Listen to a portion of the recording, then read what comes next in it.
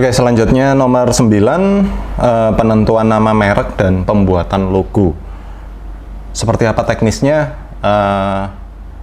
Penentuan nama itu nggak asal kita suka ya. Wah, ini namanya A gitu, kita pakai A. Nggak. Tapi biar nanti ke depan nggak ada trouble, saran saya pertama dicek dulu di hak kekayaan intelektual. Nah, seperti ini ya. Sebentar.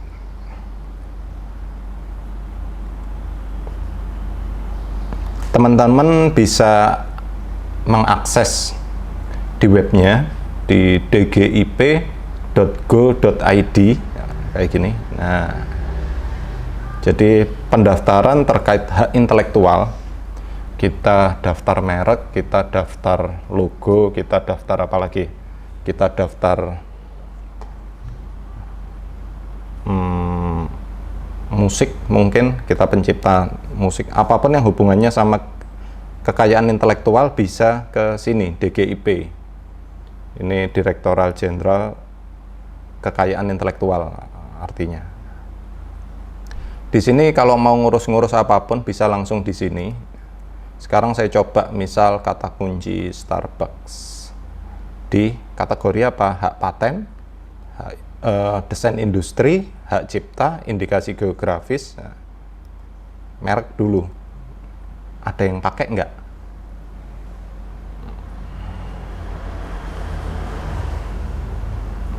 Oke, ini udah keluar.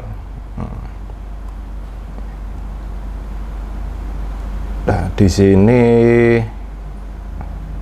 agak aneh ya.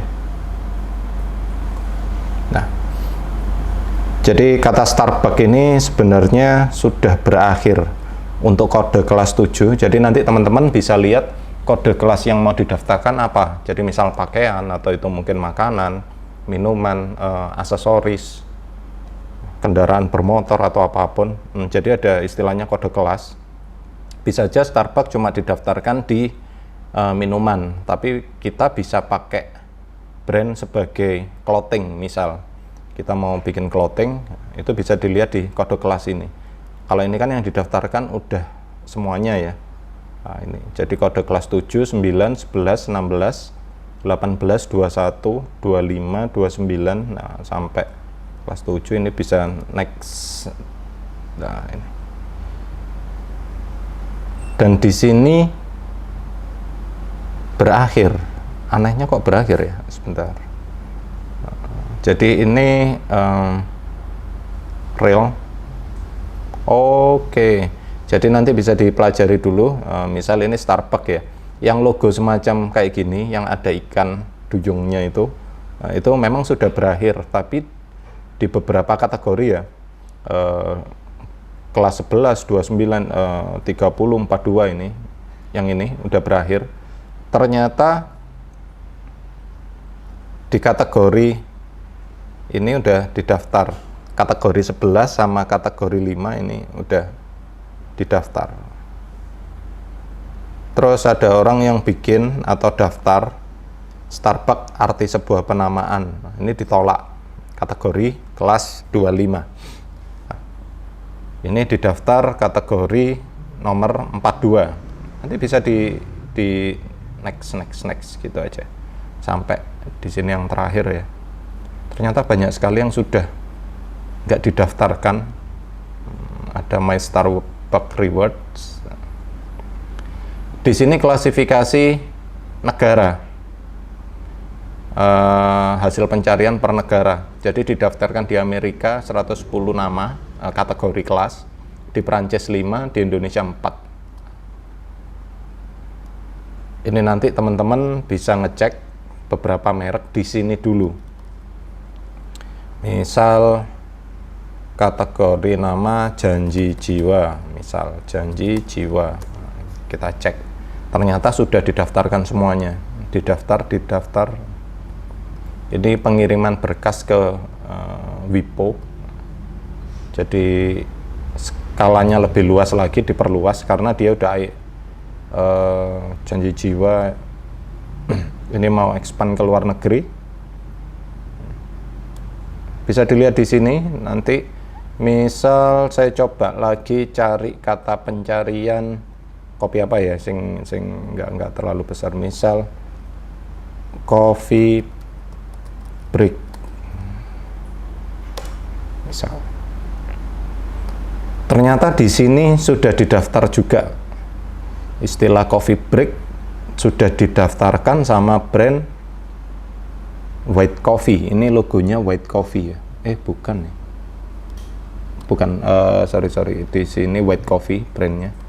Ternyata sudah didaftarkan. Nah,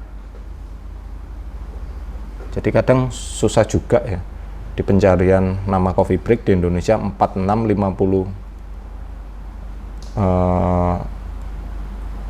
pencarian ada coffee break. Saya coba lagi saya ketik gini aja, Starbucks, nah, pakai SETAR. Nah, ini ternyata di sini nggak ada yang daftar. Hal-hal semacam seperti ini, misal tulisannya ini ya, Starbucks SETARBAK kayak gini, ini memang nggak ada yang pakai secara penamaan, tapi secara penyebutan hampir sama. Ini nanti bakal jadi suatu yang membahayakan. Kita bisa aja dituntut karena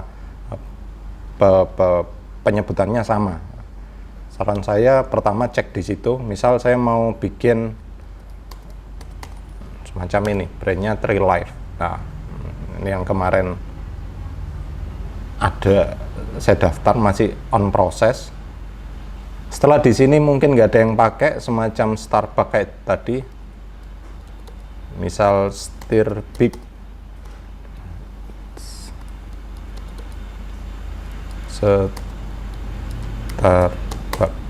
nah, misalnya ini kan nggak ada.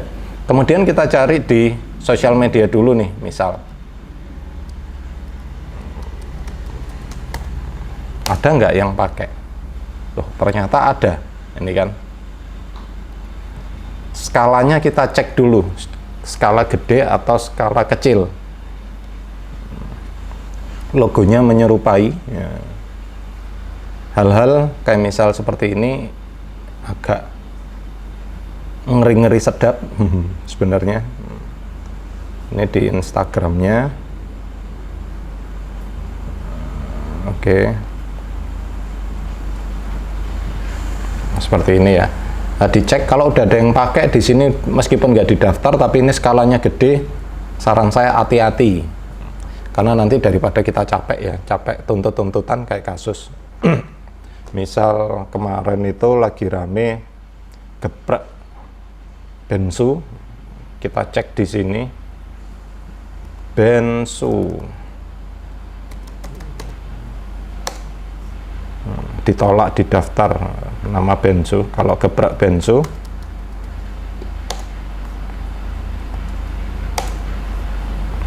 ini sudah didaftarkan, yang ini ditolak ya, yang kemarin rame. Ini ditolak, ini ditolak. Jadi yang didaftarkan ternyata banyak, tolak semuanya. Ini kategori 29, 30 di sini ya. Hak paten, desain industri, merek, total permohonan, indikasi, geografis 140.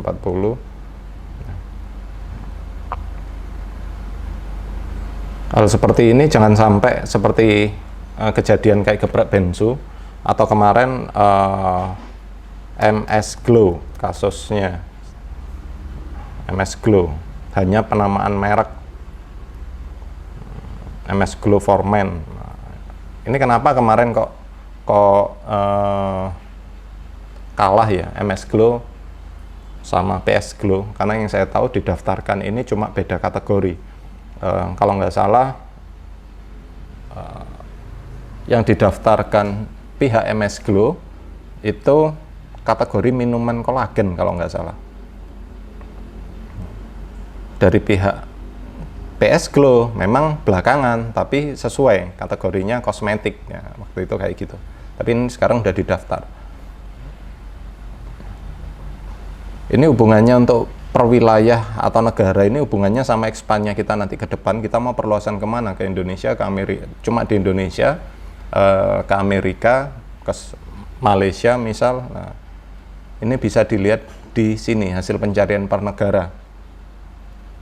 Ini hubungannya sama hak merek. Nanti hubungan sama hak paten, desain industri, hak cipta beda lagi. Kayak gini.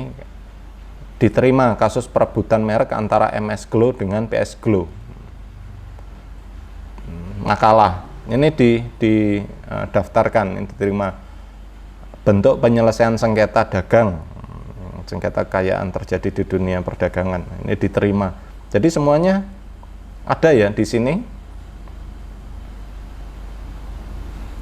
Tulisan Aqua Glow disertai dengan ilustrasi warna-warni. Tidak lengkap. Enggak diterima. Jadi segala permasalahan hubungan sama hak cipta, misal ini ada, kemudian misal lagu, misal musisi band, ada enggak? Nah, diterima, no image.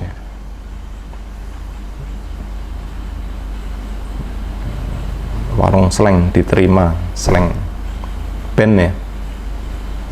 Kalau merek ternyata sudah didaftarkan juga, misalnya ini band legend di Indonesia. Jadi nggak cuma merek, hak paten ataupun bikin lagu atau apapun bisa masuk ke sini.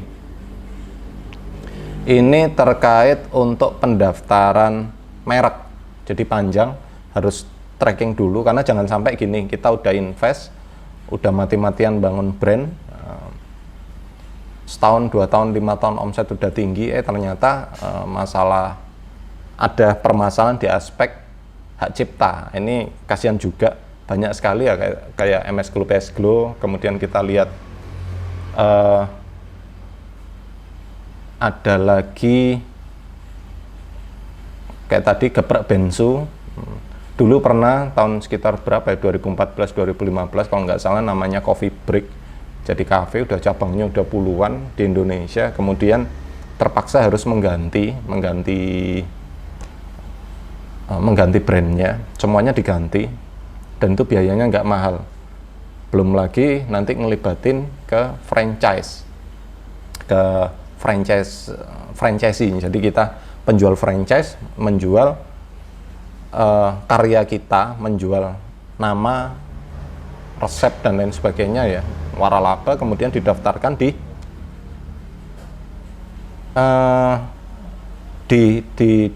franchise-kan, istilahnya di franchise-kan, diwaralabakan.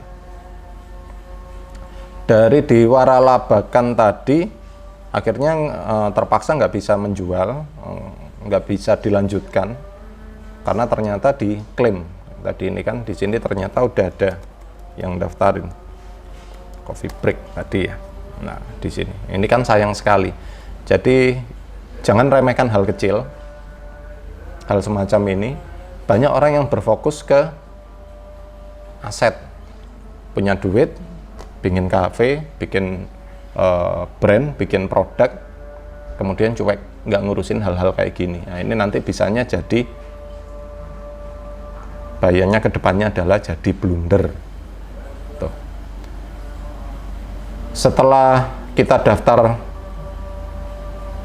ke DGIP ya, jadi ini dgip.go.id, misal Mas, kalau di DGIP ini aku ribet, kadang servernya down, kadang seperti ini atau itu. Nah, opsi kedua seperti apa? Kalau seandainya kita cari di sini udah ada yang pakai, atau di sini nggak ada yang pakai, kemudian di sini ini saran aja, kalau di sosial media dia followernya banyak, sudah lama, saran saya mending pakai opsi lain. Jadi kita bicara nggak cuma masalah hak paten ya, hak paten atau merek, tapi kita juga berpikir juga di masalah kata pencarian, karena apa, sekarang eranya digital. Misal kayak gini, Starbucks Coffee. Waktu ini kita ketik di Google tulisan Starbucks Coffee, misal ya, Starbucks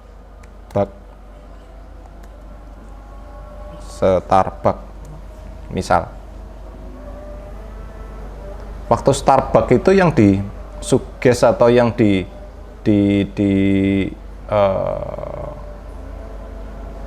yang di delivery nanti atau direkomendasikan adalah kalimat yang paling banyak, kayak misal Starbucks, tulisannya Starbucks kayak gini. Ini yang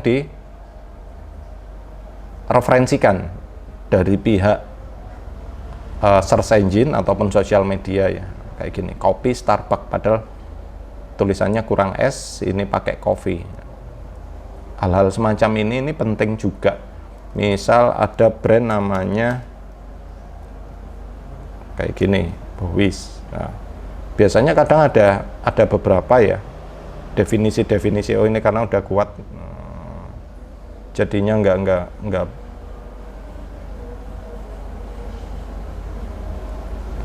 hal-hal semacam ini. Ini kita cek dulu di internet, di search engine ataupun di sosial media. Saran saya itu 1, 2 ya. Sosial media, kemudian ada di mana ini, search engine, dicek di sini. Kalau ada yang pakai, saran saya mikir yang lainnya, masih ada jutaan kata, nggak harus nama A ataupun B. Kalau seandainya udah ketemu, oke, next ke tahapan pendaftaran. Oke, setelah kita daftar ke DGIP ya, .go.id atau ke OSS terkait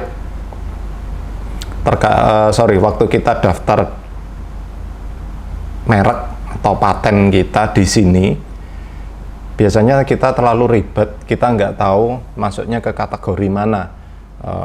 Ini kan saling berhubungan ya, ini sama ini, merek sama OSS ini, online single submission artinya.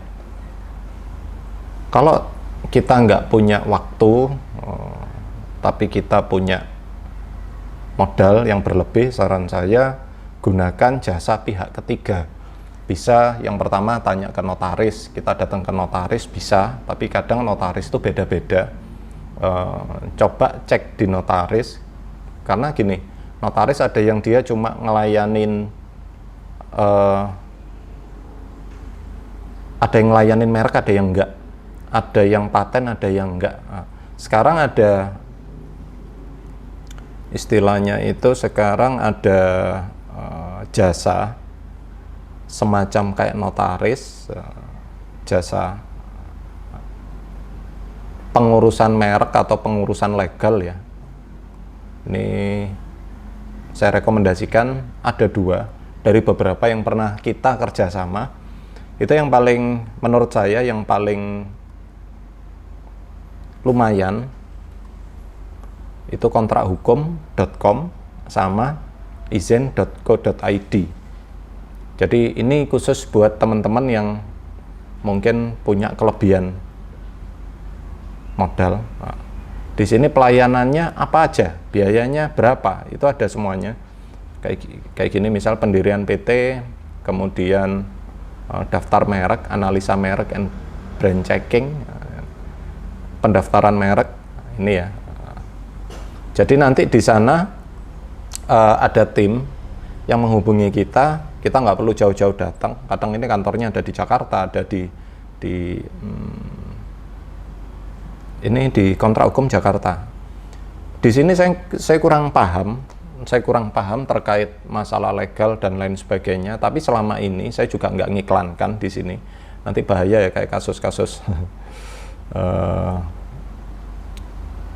kasus-kasus sekarang banyak orang yang merekomendasikan, nanti akhirnya salah juga saya. Jadi di sini selama ini kita rekanan dengan, kita bekerja sama. Saya cuma mereferensikan beberapa klien saya ke sini, ke Kontrak Hukum atau ke izen.co.id, terserah mana mereka pilihnya.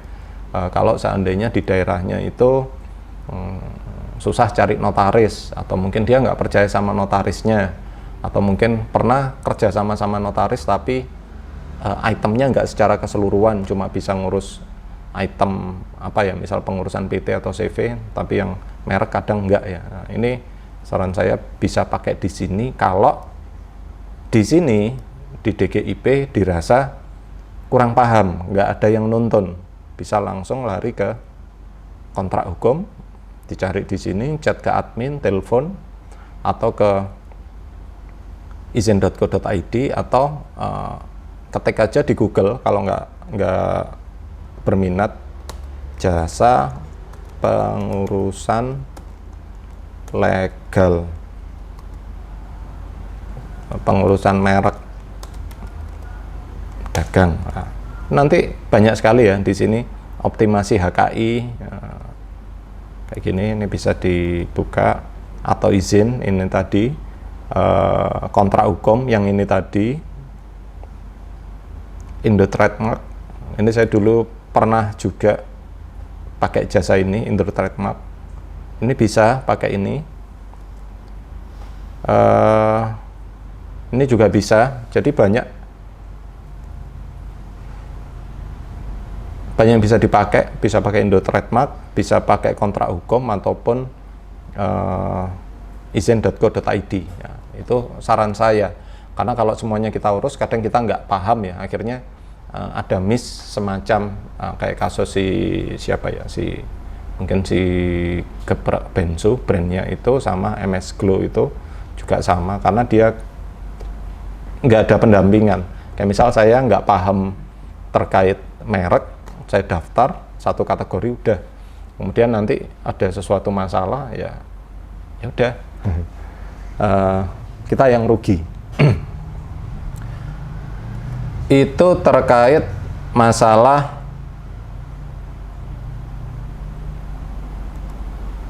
pengurusan di sini ya, pengurusan penentuan nama dan pembuatan logo. Biasanya merek sama logo jadi satu. Jadi waktu kita daftar, ditanya namanya apa, didaftarinnya ini personal atau perusahaan, kemudian logonya diminta, logonya 2 dimensi, 3 dimensi, atau sama yang lainnya, atau cuma ini aja, penentuan nama sama pembuatan logo. Poin ke-9 ini wajib dijalankan sebelum kita ke tahapan-tahapan yang lainnya. Saran saya itu. Panjang ya, kelihatannya sederhana, cuma daftar merek, tapi kita harus survei dulu ke DGIP, itu yang pertama. Setelah DGIP, cari di search engine, udah ada yang pakai belum? Misal aja di Indonesia memang nggak ada, tapi ternyata di Malaysia, di mana lagi, misal di Thailand ada. Sementara nanti kita rencananya bisnisnya pengembangannya ke Malaysia, ke Thailand, ke Amerika. Nah, padahal itu, jadi kurang baik ya. Kalau menurut saya mendingan cari alternatif yang lainnya. Jangan sampai ada, pernah tahu brand kayak misal Kerating Deng di Indonesia, itu kalau di luar namanya Red Bull ya.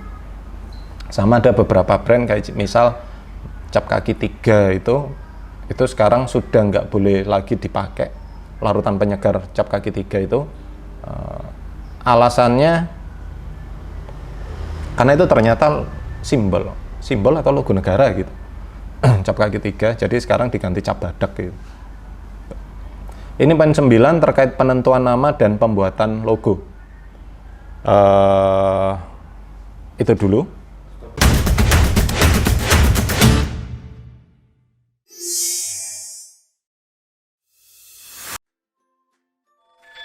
mlgcoffee.com